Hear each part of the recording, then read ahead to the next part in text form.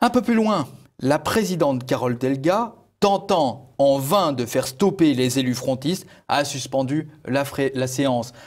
Aucun mot sur le fait qu'elle a arraché le micro, sachant que Carole Delga, qui était à l'extérieur, est arrivée pour arracher le micro au moment où l'élu Front National faisait l'association entre les socialistes et Pétain.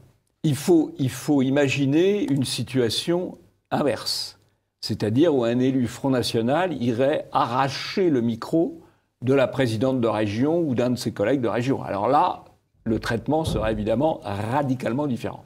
Alors Jean-Yves, pourquoi la presse baïlette est aussi partiale sur cette question? Elle est partiale parce qu'il y a une grande proximité entre les élus majoritaires du Conseil d'Occitanie et le groupe de presse de Baillet et Baillet lui-même. Ça, c'est la première raison politique. Il y a une raison qui est, à mon avis, beaucoup plus profonde.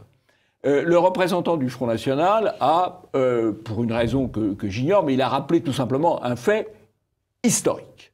Un fait historique, à savoir que le maréchal Pétain avait obtenu les pleins pouvoirs à une très très très grande majorité de la part de la Chambre du Front Populaire. De la Chambre du Front Populaire, c'est-à-dire que ce sont les élus de gauche, socialistes, radicaux de gauche, qui ont voté les pleins pouvoirs à Pétain. Et donc ça, la gauche n'aime pas qu'on le rappelle. Et la presse Baillet l'aime encore moins. Pourquoi? Parce que pendant pas mal d'années, sous la 4e et les débuts de la 5e République, le patron de la Dépêche du Midi, à côté de Madame Baillet, c'était Monsieur René Bousquet. Et alors, René Bousquet?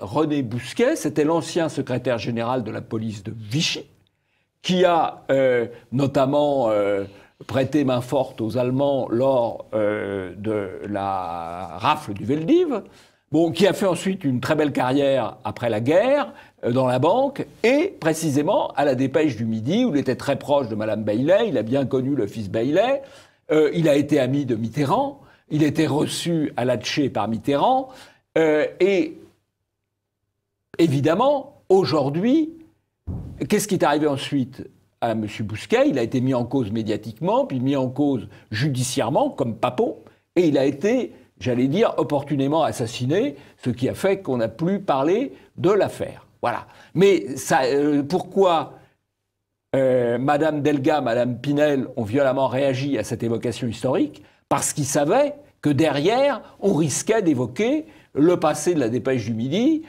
qui donne des leçons de morale à tout le monde, mais qui a eu quand même, pendant de longues années, comme ancien patron, proche d'ailleurs de François Mitterrand, l'ancien patron de la police de Vichy. C'est d'habitude pas comme ça qu'on présente l'histoire.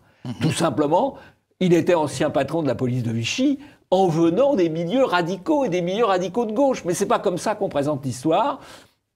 Et par conséquent, c'est pour cela qu'on interdit aux gens de poser les questions et qu'éventuellement, on leur arrache les micros.